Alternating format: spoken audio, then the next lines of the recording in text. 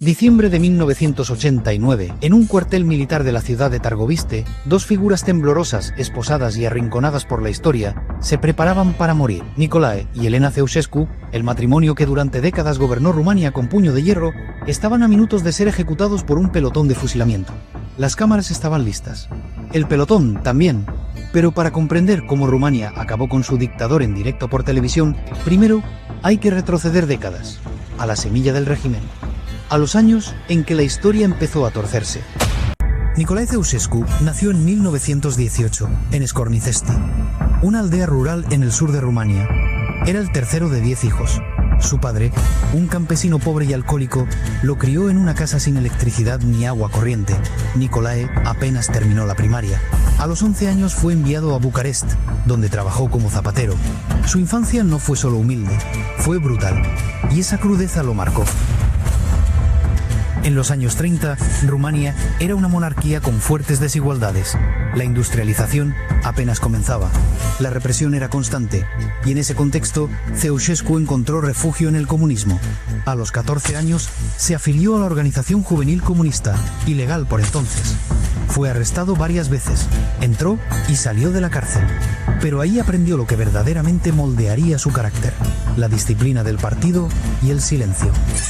En prisión conoció a Gheorghe Gheorghiu-Dei, un poderoso dirigente comunista. Se convirtió en su protegido. A su sombra, Ceausescu ascendió. Tenía carisma limitado, pero obedecía sin chistar y sabía esperar. Cuando el ejército soviético ocupó Rumanía en 1944, todo cambió. El rey fue forzado a abdicar. Se proclamó la República Popular, y el comunismo, ahora con el respaldo de Moscú, se instaló con brutal eficiencia. Entre 1947 y 1952, decenas de miles de opositores fueron detenidos, ejecutados o enviados a campos de trabajo. La clase media fue desmantelada, las tierras nacionalizadas, las fábricas confiscadas. Rumania se convirtió en una copia oscura del modelo soviético, y Ceausescu fue escalando, paso a paso, en los pasillos del poder. En 1965, Gheorghiu-Dei murió repentinamente. Ceausescu, para sorpresa de muchos, fue elegido como su sucesor. Tenía 47 años, y con una mezcla de timidez rural y determinación férrea, comenzó a reescribir la historia del país y la suya propia. Sus primeros años fueron sorpresivamente bien recibidos. Condenó la represión estalinista, liberó prisioneros políticos, permitió una tímida apertura cultural y se distanció del Kremlin. En 1968, cuando la URSS invadió Checoslovaquia para sofocar la primavera de Praga, Ceausescu fue uno de los pocos líderes comunistas que condenó públicamente la invasión. Lo hizo desde un balcón, con aplausos populares. Occidente lo aplaudió. Rumania fue cortejada por Washington, París y Londres. Recibió préstamos millonarios del FMI, del Banco Mundial y de países europeos. Se convirtió en el comunista bueno, un aliado incómodo de Moscú, pero útil para la geopolítica de la Guerra Fría. Pero esa imagen duró poco, porque en paralelo a su política exterior, Ceausescu estaba sembrando un régimen de control absoluto. A partir de 1971, tras una visita a Corea del Norte y China, Ceausescu quedó fascinado por los modelos totalitarios orientales. Regresó decidido a consolidar su poder personal. Introdujo lo que llamó la nueva revolución cultural, y con ella el país comenzó a mutar. El Partido Comunista se subordinó completamente a su figura. Se crearon leyes que obligaban a los medios a mostrar su imagen todos los días. Su biografía fue reescrita. Se le atribuyeron logros inexistentes. Escuelas, fábricas, plazas y hospitales comenzaron a llamarse Ceausescu. Su esposa, Elena, fue impuesta como vicepresidenta del Consejo de Estado, a pesar de no tener formación científica real. Fue nombrada académica, inventora, doctora en química. Todo era falso, pero nadie podía contradecirlo. El Parlamento aprobaba leyes por unanimidad. Los sindicatos eran una fachada. La televisión transmitía su rostro durante horas. Hasta el clima parecía obedecerle. Rumania se convirtió en una monarquía socialista, pero en vez de una familia real, tenía una familia revolucionaria. Nada de esto habría sido posible sin la Securitate, una de las policías secretas más grandes y crueles del mundo comunista. Se calcula que tenía cerca de 500.000 informantes para una población de solo 23 millones. La Securitate controlaba teléfonos, abría cartas, vigilaba reuniones familiares y reclutaba delatores incluso en escuelas primarias. Había micrófonos en casas y oficinas. Se interrogaba sin orden judicial. Las cárceles estaban llenas de disidentes, artistas, sacerdotes y estudiantes. La tortura era sistemática, pero el peor castigo era el silencio, ser borrado de la vida pública. El objetivo no era solo castigar, era que nadie se atreviera a pensar diferente. En 1981, Ceausescu tomó una decisión que marcaría el destino del país: pagar toda la deuda externa a cualquier costo. Para eso, ordenó exportar la mayor parte de la producción agrícola e industrial. Se vendían alimentos, energía, maquinaria, mientras dentro del país la población pasaba hambre. Literalmente, se racionó el pan. La carne desapareció, la electricidad fue limitada, el agua caliente se cortaba semanas enteras, las estufas eran apagadas por ley, incluso en invierno. Se vivía con 2 horas de televisión al día, siempre controlada. La malnutrición se volvió crónica. La mortalidad infantil aumentó, la natalidad cayó, pero la propaganda repetía lo contrario. Mostraba cosechas récord, avances científicos y logros irreales. Era un país que mentía para sobrevivir. En paralelo, Ceausescu impulsó una de las obras más extravagantes de Europa, el Palacio del Pueblo, también llamado la Casa del Pueblo. Un edificio de más de 300.000 metros cuadrados, con mármol, oro, lámparas de cristal y escaleras colosales. Para construirlo, demolió más de 9.000 edificios históricos. Iglesias, sinagogas, barrios enteros. Se destruyó 1/5 del centro histórico de Bucarest. La gente fue expulsada sin aviso. Todo para levantar un monumento a su ego. El palacio fue diseñado para ser más grande que el Pentágono, y lo logró. Pero al momento de su finalización, Rumania era uno de los países más pobres de Europa. En marzo de 1989, varios líderes del Partido Comunista Rumano enviaron una carta crítica, conocida como la Carta de los 6. Fue un hecho inédito. La carta fue leída por emisoras extranjeras. Por primera vez, la élite del régimen rompía el silencio. En Europa del Este, los regímenes comunistas caían como fichas de dominó. En Polonia, el sindicato Solidaridad forzaba elecciones. En Hungría, se abría la frontera con Austria. En Alemania Oriental, el muro de Berlín era derribado. En Checoslovaquia, la revolución de terciopelo triunfaba. Solo Rumanía parecía congelada en el pasado. Ceausescu no solo no cambiaba, redoblaba la apuesta. En noviembre de 1989, fue reelegido por unanimidad como secretario general del partido. Poco después, viajó a Irán para reunirse con el ayatolá Jomeini, mientras en su país la tensión era insostenible. Volvió confiado. Creía tener todo bajo control, pero se equivocaba. El 16 de diciembre, en la ciudad de Timișoara, al oeste del país, comenzó una protesta para evitar que un pastor protestante, László Tőkés, fuera expulsado por el régimen. Era una figura crítica, pero no un agitador violento. Sin embargo, cientos de personas se congregaron para apoyarlo. La policía actuó con fuerza, y la protesta creció. Al día siguiente, miles marcharon. La represión fue brutal. Hubo disparos. Se usaron tanques. Murieron civiles. Algunos fueron arrojados al río. Otros enterrados en fosas comunes. Pero ya era tarde. La verdad se había filtrado. Los periodistas extranjeros transmitieron las imágenes. Las emisoras húngaras mostraban cadáveres. En pocas horas, toda Rumania lo sabía. Lo que empezó como una protesta local se había convertido en insurrección nacional. Y el régimen por primera vez titubeó.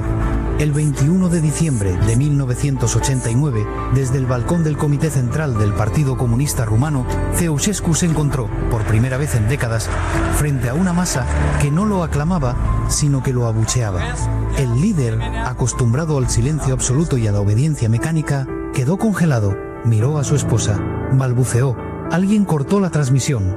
Era la caída en directo, en vivo y sin filtro. Al día siguiente, la revolución estaba en marcha.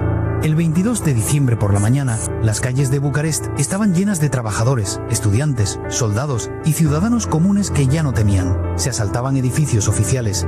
Se destruían retratos del dictador.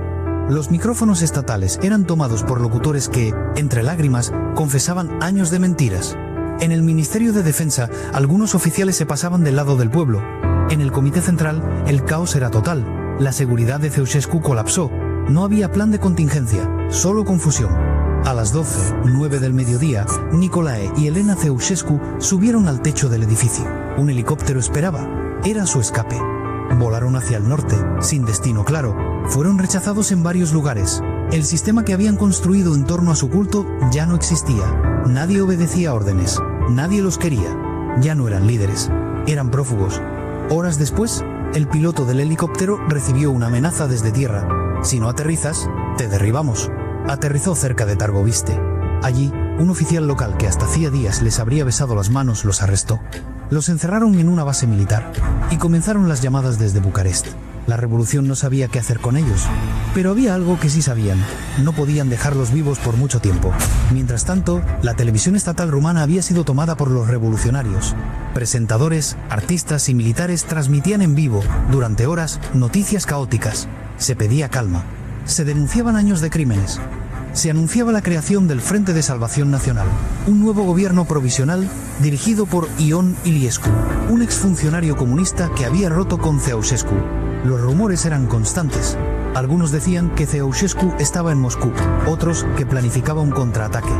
La paranoia se apoderó del país. Se hablaba de terroristas leales al régimen.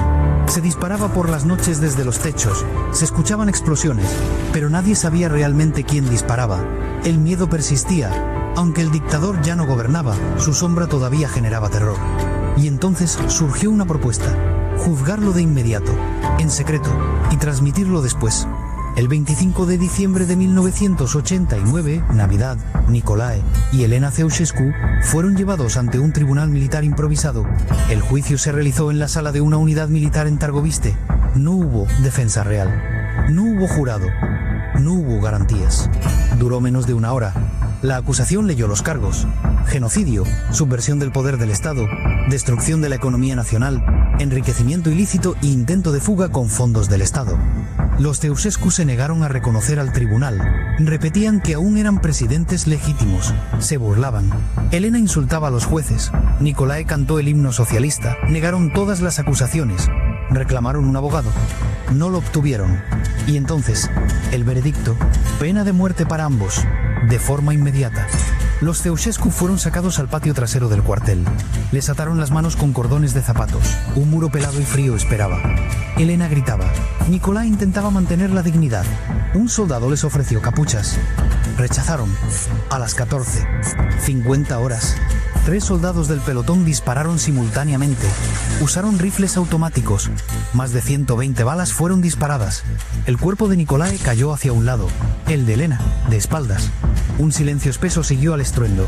El país acababa de matar a su dictador, pero aún no lo sabía. Todo fue grabado en video por orden del nuevo gobierno. Se usó una cámara soviética de baja calidad. Las imágenes eran crudas, mal enfocadas y a veces confusas, pero mostraban lo esencial: el juicio, los gritos, los rostros de un régimen en ruinas. El 26 de diciembre, al día siguiente, la televisión estatal transmitió el juicio y la ejecución. Millones de rumanos lo vieron. Algunos lloraron, otros aplaudieron, muchos no supieron qué sentir. Era la primera vez en la historia moderna que un dictador comunista caía con esa rapidez, y que su muerte se mostraba así. Lo ocurrido en Targoviste sigue siendo debatido hasta hoy.